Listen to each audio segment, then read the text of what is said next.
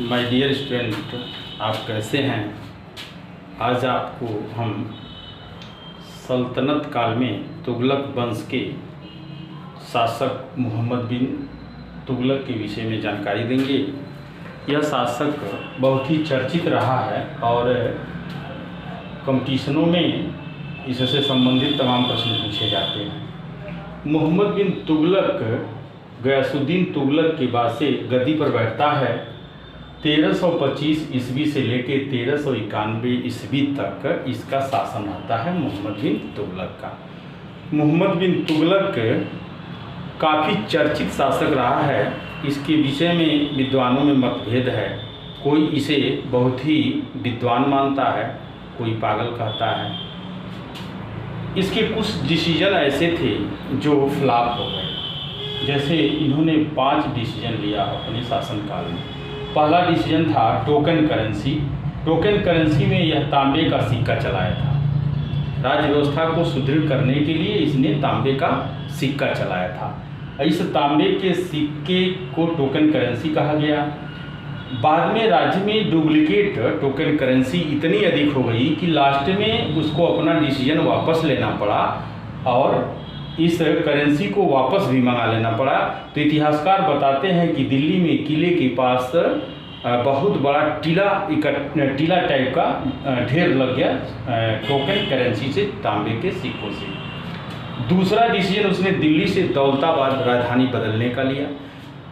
My dear student, इसको जानिए दिल्ली से दौलताबाद क्यों बदला वो, इसके पीछे 2 कारण बताए जाते हैं। एक तो दिल्ली नॉर्थ इंडिया में आता है और नॉर्थ साइड में ही, चाइना साइड में ही मंगोल रहते थे। मंगोलों का आक्रमण बार बार होता था। उससे बचने के लिए राजा, जो भी शासक यहाँ होता था, बार बार प्रयत्न करता था। इसी क्रम में मोहम्मद बिन तुगलक को इतिहासकारों ने बताया है कि ये भी यही किया कि दिल्ली से अपनी राजधानी दौलताबाद बदल लेंगे तो वहीं से सुचारू रूप से पूरे भारत का शासन करेंगे। और इसका शासन दक्षिण भारत में भी हो गया था। इसके तमाम राज्य दक्षिण भारत में भी थे। तो दौलताबाद दक्षिण भारत में है, वहीं से वह शासन संचालन करने की बात सोच रहा था। दूसरा कि दिल्ली के कुछ लोग लिफाफे में गालियां लिख करके भर के इसके पास चिट्ठी भेजते थे, जिससे वो काफ़ी खफा था। उसने दिल्ली से दौलताबाद राजधानी बदलने का निर्णय ले लिया और अपने राज्य में सारे लोगों को बता दिया कि सब लोग चलिए दौलताबाद, वहाँ सुंदर नगर बसाए हैं और सारी सुविधाएं दिल्ली की तरह देंगे। तमाम लोग दिल्ली छोड़ करके दौलताबाद जाने के लिए राजी हो गए और हजारों की तादाद में लोग राजधानी परिवर्तन में साथ में चल दिए। घोड़े, खच्चरों, रथों पर सामग्री सब लाद करके राजधानी का जाने लगा। रास्ते में दुर्गम एरिया मिलते थे जहाँ पर तमाम लोगों की मौतें भूख प्यास से हो गई। मोहम्मद बिन तुगलक रास्ते में व्यवस्था किया था खाने पीने का, जहाँ रुकता था खाने पीने की व्यवस्था किया था। फिर भी दौलताबाद पहुँचते ही बहुत लोग मर चुके थे। उसके बाद दौलताबाद नगर में लोगों को शिफ्ट करा दिया। कुछ दिनों बाद वहाँ के लोगों को, अपने रिश्तेदारों को जो दिल्ली में थे, याद आने लगे। तो मोहम्मद बिन तुगलक से आम जनता मिलकर कहती थी कि दौलताबाद में अच्छा नहीं लग रहा है, दिल्ली ही अच्छा था। फिर उसके बाद वो भी मोटिवेट होता है, फिर कहता है कि ठीक है, हमको भी यहाँ अच्छा नहीं लग रहा है, चलो फिर दिल्ली चला जाए। तो दौलताबाद से वो पुनः दिल्ली राजधानी बदल देता है और ये भी उसका स्कीम फ्लॉप हो गया। और जब दौलताबाद से दिल्ली वापस आने में भी तमाम जनधन की हानि हो गई। तीसरा अभियान उसका था खुरासान अभियान। खुरासान अफगानिस्तान में पड़ता है। खुरासान क्षेत्र में बहुत अधिक धन की सूचना पर मोहम्मद बिन तुगलक वहाँ भी आक्रमण करने की बात सोचा। उसके लिए उसने सैनिकों को 1 साल का एडवांस वेतन दे दिया। उस एडवांस वेतन देने के पीछे उसका कारण यह था कि सैनिक खुश रहेंगे और जब मैं चाहूँगा खुरासान पर अभियान करके वहाँ अपनी परचम लहरा लूँगा और वहाँ से जो भी धन संपदा है लूट लूँगा। लेकिन बाद में उसने खुरासान अभियान को पोस्टपोन कर दिया, यानी कैंसिल कर दिया एक तरह से। तो वो भी इसका अभियान फेल हो गया। द्वाब क्षेत्र में चौथा अभियान है द्वाब क्षेत्र में टैक्स बढ़ाना। द्वाब क्षेत्र 2 नदियों का क्षेत्र होता है जहाँ पर उसने टैक्स बढ़ा दिया, टैक्स डबल कर दिया। एक तो वहाँ सूखा पड़ा हुआ था, लोग परेशान थे, ऊपर से इसने क्या किया, टैक्स बढ़ा दिया। तो जनता में जब विद्रोह हुआ, जब इसको जानकारी मिली तो इसको भी उसने वापस लिया। तब तक तमाम नुकसान हो चुका था। ये भी उसका अभियान फेल हो गया। पांचवा अभियान था कराची अभियान। कराची उत्तराखंड में है। कराची बहुत बर्फीला जगह है, ठंडा जगह है। वहाँ उसने अभियान चलाया था जाने का। तो जब वहाँ पहुँचा वो, तो इतना वो ठंडा एरिया था कि इसके आधे से अधिक सैनिक मारे गए। इसको खुद नहीं पता था कि यह जगह इतना बर्फीला है। तो ये भी अभियान इसका फेल हो गया।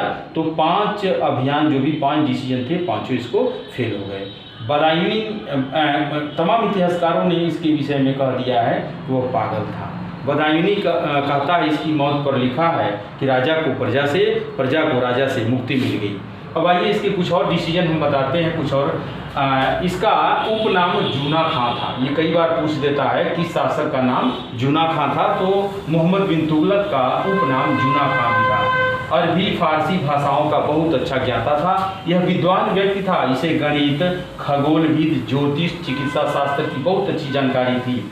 मोरक्को यात्री इब्न बतूता इसी के शासनकाल में भारत आया था। उसने रहला नामक एक किताब लिखी है जिसमें मोहम्मद बिन तुगलक के बारे में उसने बताया है। मोहम्मद बिन तुगलक फर्स्ट शासक था जिसने सती प्रथा पर रोक लगाने की कोशिश की। सती प्रथा पर रोक लगाने की उसने फर्स्ट टाइम कोशिश किया, लेकिन रोक लगा नहीं पाया। उसके बाद उसने कृषि में डेवलपमेंट के लिए एक विभाग बनाया, दीवाने कोही विभाग था। ये फर्स्ट टाइम इसने एक कृषि विभाग बनाया। बड़ा इंपॉर्टेंट है, ये पूछता है कि दीवाने कोही किस शासक ने बनवाया और किससे संबंधित था। उसके बाद बता दें कि मोहम्मद बिन तुगलक के समय में सबसे ज़्यादा विद्रोह हुआ था। वो विद्रोह को ही दबाने में पूरा समय उसका गुजर गया। 27 विद्रोह दक्षिण भारत में और 7 विद्रोह उत्तर भारत में हुए थे। इस तरह से मोहम्मद बिन तुगलक लगातार संघर्षों से जूझता रहा और इसका स्कीम फेल हुआ। इसलिए कुछ इतिहासकार इसे मानते हैं कि यह दिमागी रूप से विचलित था, लेकिन ऐसा नहीं है। यह तमाम विद्वानों का मत है कि वो बहुत ही विद्वान था। कभी कभी विद्वान व्यक्ति का भी निर्णय गलत हो जाता है, लेकिन निर्णय लेने की इसमें क्षमता थी। जो शासक की क्षमता होती है निर्णय लेने की, वो क्षमता थी। आज की क्लास में बस इतना ही मोहम्मद बिन तुगलक के विषय में। अगला क्लास में फिर आपको एक वंश का जानकारी लेकर आते हैं। फिर धन्यवाद।